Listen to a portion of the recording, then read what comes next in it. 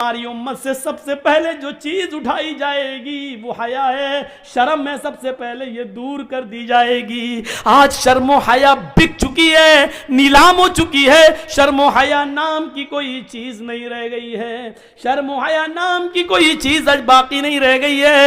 آج لڑکے اور لڑکیاں ایک ساتھ گفتگو کرتے ہوئے, سائیکل چلاتے ہوئے, باتیں کرتے ہوئے جا رہے ہیں. یہ شرم و حیا نام کی کوئی چیز نہیں رہ گئی ہے. وہ ایک دور تھا, وہ ایک دور تھا میرے بھائیوں کہ جنگ جمل کے موقع پر جب حضرت عائشہ ایک جگہ پر بیٹھی ہوئی تھی اور حضرت علی میں جنگ ہو رہی تھی, حضرت علی رضی اللہ تعالیٰ عنہ نے ایک رقعہ, ایک پرچہ, ایک نوٹ لکھا اور نوٹ لکھ کر حضرت عائشہ کے بھائی عبد الرحمن کو دیا اور فرمایا کہ یہ اپنی بہن عائشہ کو دے کر آؤ, اس میں میں نے کچھ چیزیں لکھوائی ہیں, حضرت عائشہ کو وہ پسند آ جائیں تو مجھے بتا دینا.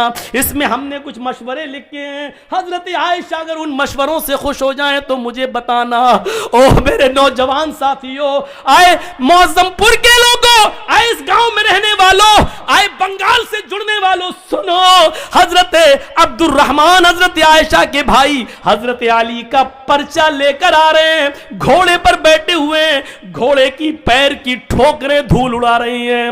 اس دھول میں حضرت عائشہ سمجھ نہیں پائی کہ اس گھوڑے پر بیٹھ کر کون آ رہا ہے. حضرت عائشہ نے جلدی سے پردہ کر لیا اور جلدی سے اپنا چہرہ چھپا لیا اور منہ موڑ لیا, اور عبد الرحمن آتے ہیں اور ان کے ہاتھ میں پرچہ دیتے ہیں. لیجئے یہ پرچہ حضرت علی نے دیا ہے. حضرت عائشہ نے اس پرچے کو لیا اور پرچہ پڑھنے سے پہلے کہا, اے اللہ یہ کون سا دور آ گیا ہے, اے اللہ یہ کیا زمانہ آ گیا ہے. اب لوگ میرے پاس دلیری کے ساتھ آنا شروع ہو گئے ہیں, اب میرے پاس آنے میں شرماتے بھی نہیں ہیں.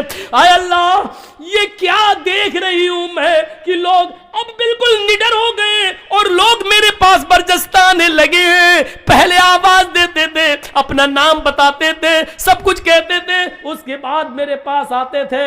اے اللہ اب لوگوں میں اتنی جرات اور بے باکی ہو گئی ہے, اتنی نڈرتا آ گئی ہے کہ اب ڈائریکٹ ہم سے پاس آ گئے اور ہم سے باتیں کرنے لگے.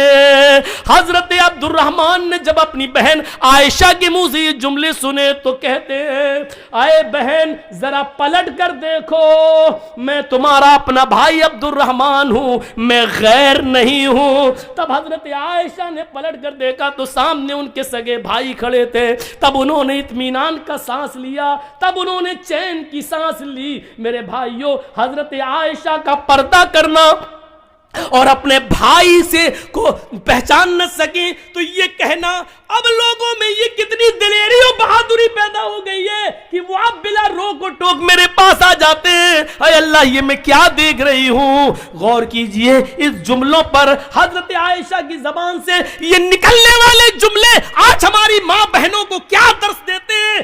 آج ان کی جرات اور بہادری دیکھو, جس کے ساتھ جائیں چلی جاتی ہیں, جس کے ساتھ جائیں ٹہل لیتی ہیں, جس کے ساتھ بیٹھنا چاہے بائک پہ سوار ہو جاتی ہیں, جس کے ساتھ جانا چاہے مارکیٹ میں چلی جاتی ہیں. ذرا تصور کرو میرے پیارے ساتھیوں, حضرت عائشہ تو اپنے بھائی سے بھی نہیں دیکھ رہی ہیں. جب پتہ چلتا کہ یہ میرے بھائی ہیں تب انہوں نے چہرہ کھول کر اپنے بھائی کو دیکھا, کہا کہ اب کوئی بات نہیں, اب شک میرا دور ہو گیا ہے. ذرا تصور کیجیے حضرت عائشہ کو یہ بھی پسند نہیں کہ کوئی آئے اور بغیر مجھے اپنا نام بتائے اور بغیر اجازت لیے ہوئے مجھ سے ملے. میری ماں بہنوں ہمیں سوچنا پڑے گا کہ یہ سب کیا ہے اور آج ہم کس دلدل میں گھسے ہوئے ہیں.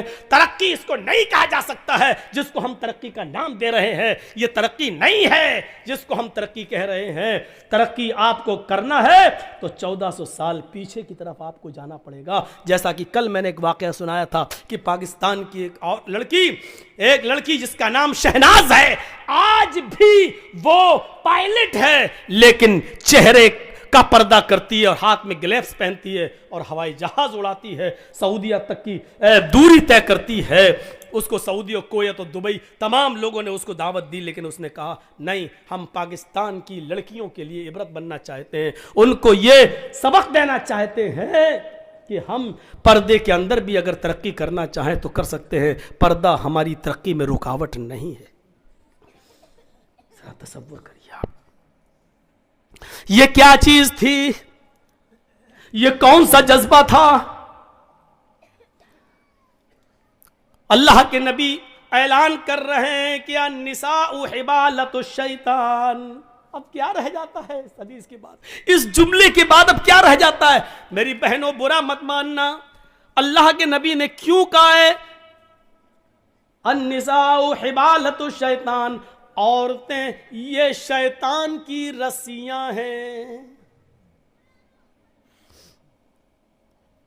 نہیں, تمہیں برا نہیں ماننا چاہیے, ساری عورتیں اس میں شامل ہیں.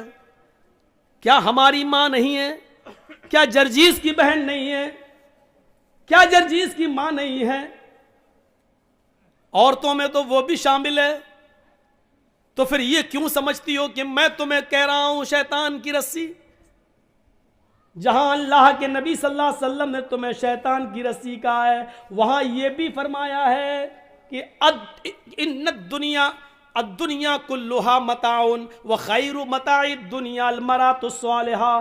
دنیا ساری کی ساری فائدہ حاصل کرنے کی چیز ہے, اور سب سے بہترین پونجی, سب سے بہترین فائدہ حاصل کرنے کی چیز جس سے فائدہ اٹھایا جائے وہ نیک عورت ہے. غور کرو, یہ بھی کہا جہاں شیطان کا جال کا ہے, شیطان کی رسی کا ہے, وہاں دنیا کی سب سے محبوب چیز بھی تمہیں بتایا ہے. اب دونوں کے فرق کو سمجھو. کیا کہا ہے؟ النساء حبالۃ الشیطان لیصید بها الرجال, لیصید بها الرجال.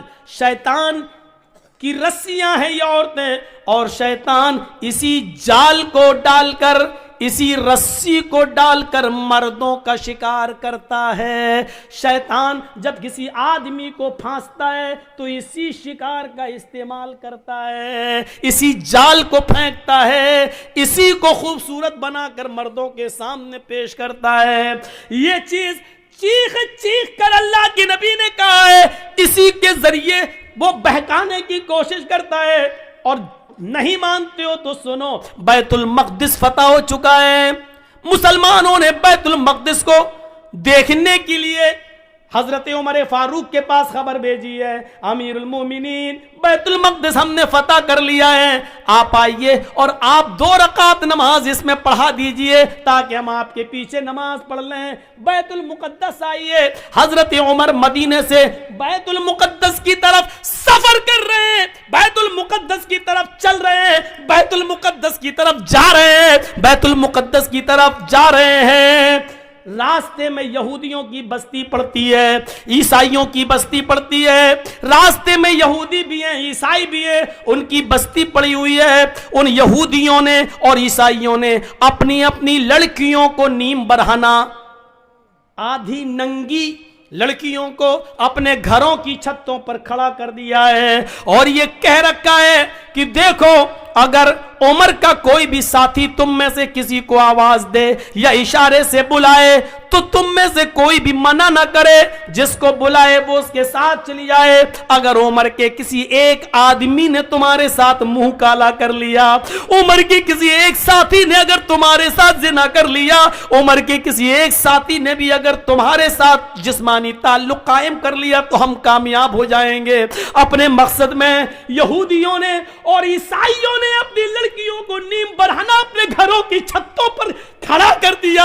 غور کرو, یعنی شیطان نے اپنا جال بچھا دیا صحابہ کو بدنام کرنے کے لیے, صحابہ کو برباد کرنے کے لیے, صحابہ کے ایمان کو جھنجھوڑنے کے لیے, صحابہ کے ایمان کو ختم کرنے کے لیے.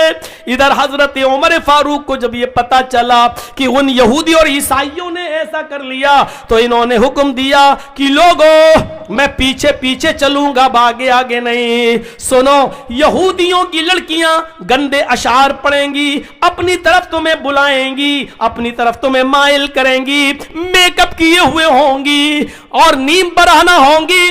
آئے میرے ساتھیوں, تم لوگوں نے ایک لمبی جنگ لڑی ہے, कई महीनों से तुम अपने घर नहीं गए हो सकता है कि तुम में से किसी को अपनी बीवी की याद आ रही हो, क्योंकि कई महीने तुम जंगों में रहे हो और अपने बाल बच्चों से, अपनी बीवी बच्चों से तुम मिले नहीं हो। इसलिए हो सकता है थोड़ी देर के लिए तुम्हारी नजरें उन यहूदी लड़कियों पर टिक जाएं, उन ईसाई लड़कियों पर टिक जाएं, और यह भी हो सकता है कि नजरों से नजरें मिलें और ये तीर नजरों के रास्ते से दिल के अंदर पैवस्त हो जाए। कहीं ऐसा ना हो कि फिर तुम में से कोई गलत काम कर बैठे, मैं नंगी तलवार लेकर बाहर पीछे पीछे चलूंगा। अगर तुम में से किसी एक की नजर यहूदी की लड़की पर और ईसाइयों की लड़की पर पड़ेगी तो मेरी तलवार उसकी गर्दन की ऊपर चलेगी। तुम्हारे कुरान का हुक्म है, कुल लिल मुमिनाति यगजुज़ना मिन अब्सारिहिन्ना व यहफ़ज़ना फ़ुरूजहुन्ना वला युब्दीना ज़ीनतहुन्ना, कि तुम जब भी बाजारों में या कहीं चलो तो अपनी निगाहें नीची करके चलो।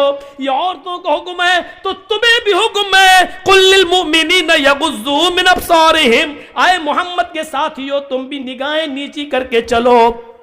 तुम्हें भी हुक्म है अपनी निगाहें नीची रखना और कुरान की आयत पढ़ते हुए निकल जाना, कोई किसी की तरफ नजर उठाकर नहीं देखेगा। हजरत उमर ने जब ये खुतबा दिया, सारे सहाबा ने अपने दिल की गहराइयों में पैवस्त कर लिया और चलने लगे। जब चलते चलते यहूदियों की बस्ती आई, यहूदियों की लड़कियां और ईसाइयों की लड़कियां इस मंजर को देख रही हैं, और जब ये उस गांव से गुजरने लगे, उनकी छतों के पास से गुजरने लगे तो उनके मेकअप लाइट मारने लगे, उनकी खूबसूरती चमकने लगी, उनके हुस्न और जमाल अंगड़ाइयां लेने लगे मेरे भाइयों। और साथ में सुरीली और मीठी आवाज में बजने वाले गानों ने मेरे भाइयों कानों के अंदर एक अजीब खनखनाहट पैदा कर दी। लेकिन जब वो गाना गा रही थी तो मोहम्मद के साथी उमर फारूक के ये साथी चीख चीख कर कुरान की आयत पढ़ने लगे, कुल लिल मुमिनीना यगुद्दू मिन अब्सारिहिम व यहफ़ज़ू फुरूजहुम, कुल लिल मुमिनीना यगुद्दू मिन अब्सारिहिम व यहफ़ज़ू फुरूजहुम। थोड़ी देर लगी है कि आपका ये काफिला और सहाबा का ये काफिला थोड़ी दूर निकल जाता है। कुरान की इन आयतों के आगे उन गानों की आवाजें मध्यम पड़ जाती हैं, स्लो हो जाती है। सहाबा किराम ये कुरान की आयतें पढ़ते हुए आगे निकल जाते हैं। इन लड़कियों की तरफ कभी झांक कर भी नहीं देखा है। इन लड़कियों ने सोचा हमारे माँ बाप तो हमारी इज्जत का सौदा करने के लिए तैयार हो गए, लेकिन उमर के साथियों ने हमारी तरफ नजर उठाकर भी नहीं देखा, हमारी इज्जत और आबरू को महफूज रखा, किसी ने हमारी इज्जत और आबरू से खिलवाड़ नहीं किया। लिहाजा यही वो लोग हैं जो आगे भी हमारी शर्मगाह की, हमारी इज्जतों की हिफाजत करेंगे, हमारी बॉडी और हमारी जिस्मों की हिफाजत करेंगे, जिन्होंने हमें घास नहीं डाली। अगर हम इनकी बीवी बन जाएं, हम इनकी रफीक हयात बन जाएं, हम इनकी शरीक हयात बन जाएं तो ये हमारा कितना एहतराम करेंगे। वो अपनी चादरें ओढ़कर अपना जिस्म छिपाकर घरों की छतों से नीचे उतरती हैं और भागती और दौड़ती हुई जाती हैं और कहती हैं, आए उमर के साथियों, आए उमर के साथियों, आए अमीरुल मोमिनीन के साथियों, अकेले कहां चले जा रहे हो? हमारी इज्जत व आबरू की हिफाजत करके हमारी तरफ नजरें उठाकर भी न देखे और चले जा रहे हो। हमारे माँ बाप ने तो हमारी इज्जतों का सौदा कर दिया था, लेकिन तुमने हमारी इज्जत व आबरू की तरफ नजर उठाकर भी नहीं देखा।